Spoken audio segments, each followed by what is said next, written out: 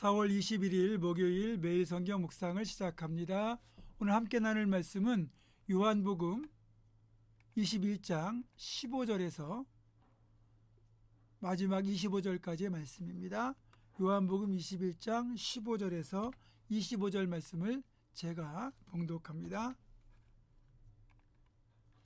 그들이 조반 먹은 후에 예수께서 시몬 베드로에게 이르시되 요한의 아들 시몬아 네가 이 사람들보다 나를 더 사랑하느냐 하시니 이르되 주님 그러하나이다.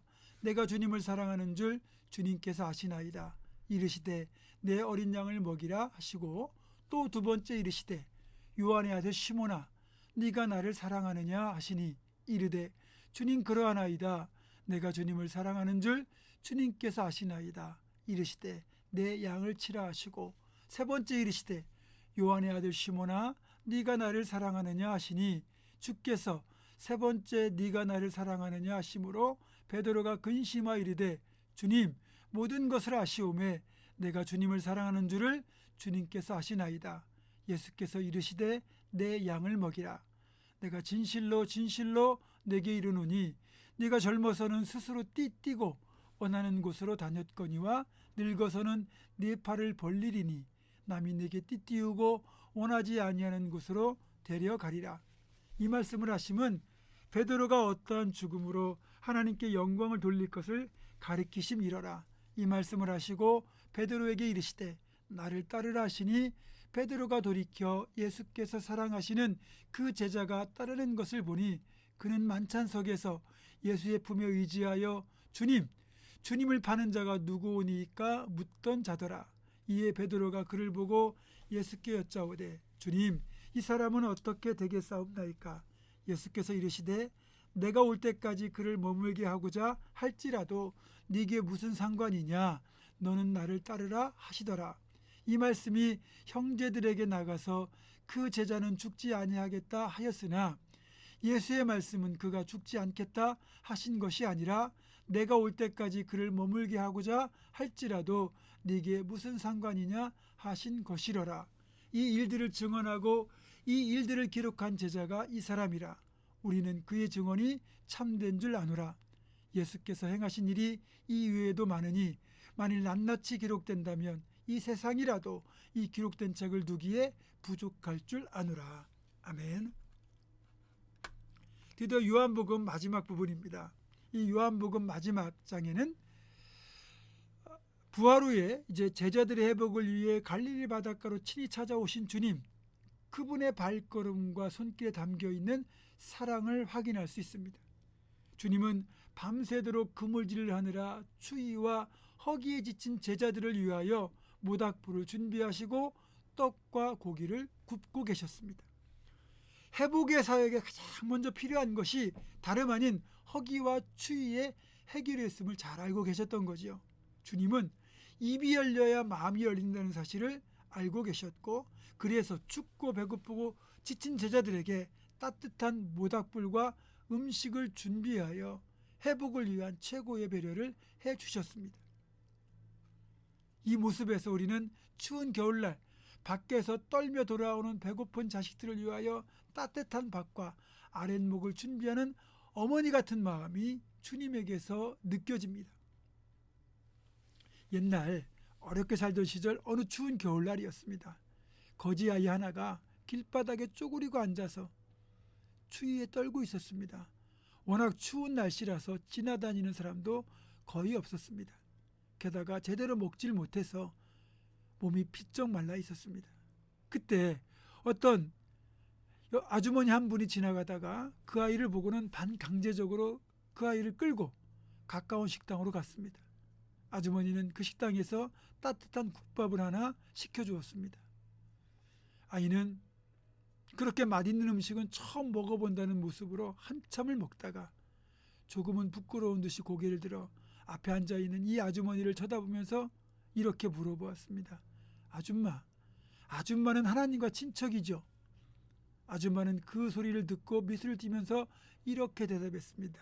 애야, 나는 하나님의 친척이 아니야. 하나님의 딸이란다. 여러분, 이 아이에게 예수를 믿으라는 말 한마디보다 이 아이의 배고픔과 추위를 해결해 주는 사랑의 손길을 통해서 자연스럽게 복음이 흘러 들어갔습니다. 여러분, 신앙의 회복도 이런 인생의 배고픔과 추위를 해결해 주는 데서 출발합니다. 삶에 지쳐 신앙을 떠난 사람들, 교회 상처받아 떠난 사람들, 그들의 아픈 마음, 지친 삶을 우리가 먼저 위로해 줄 때 그들이 마음을 열고 회복의 첫걸음을 내딛게 되는 겁니다. 우리 주님도 그렇게 본을 보여주셨어요.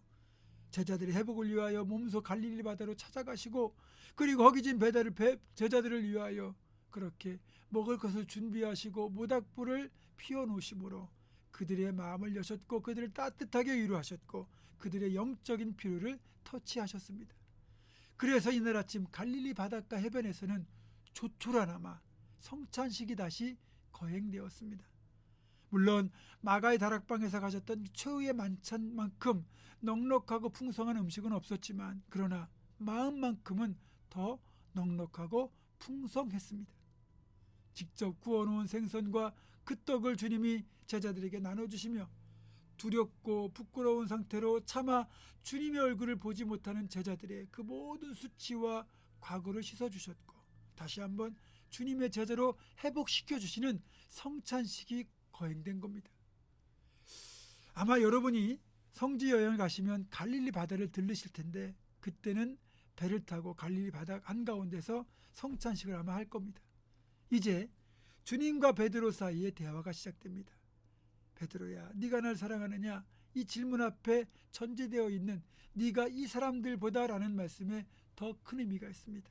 네가 이 사람들보다 라는 이 말에는 먼저 네가 친구나 가족들보다 나를 더 사랑하느냐라는 질문이 들어있는 거죠.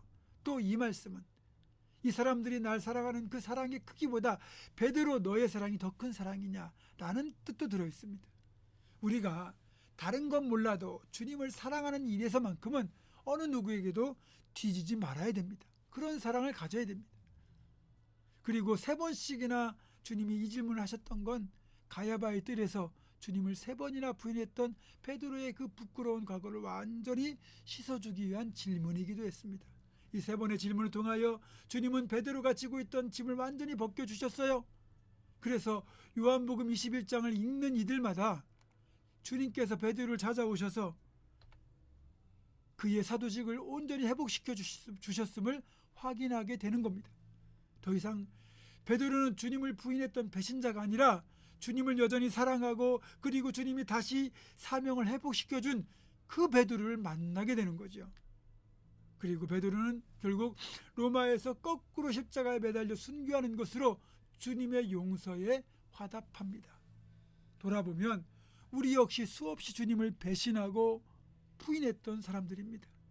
그런데도 주님 우리를 먼저 찾아오시고 용서의 손길을 내미셨기에 지금 우리가 이 자리에 있을 수 있는 겁니다. 사랑하는 성도 여러분, 이제는 그 주님으로부터 용서받고 회복된 자답게 끝까지 주님만을 위하여 충성하는 삶을 사는 저와 여러분 되기를 주님의 이름으로 축원합니다. 기도하겠습니다. 고마우신 아버지 하나님, 갈릴리 바다를 찾아오셔서 떡과 생선과 모닥불로 제자들을 회복시켜 주신 주님, 다시 한번 갈릴리 바닷가에서 성찬식을 통하여 부끄러운 과거를 씻어주시고 복음의 증인으로 회복시켜 주신 주님, 무엇보다 베드로에게 네가 날 사랑하느냐 3번이나 질문하면서 그의 사도직을 온전히 회복시켜 주신 그 주님의 용서와 회복의 손길이 동일하게 우리에게도 있을 줄 믿습니다. 하나님, 그 사랑으로 용서받고 구원받았으니 우리도 끝까지 주님 한 분만을 사랑하며 충성하는 삶을 살아내게 하여 주시옵소서.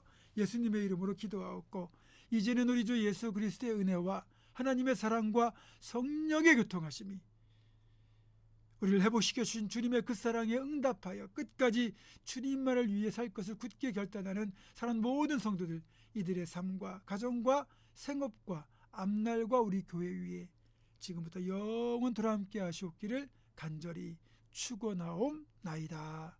아멘.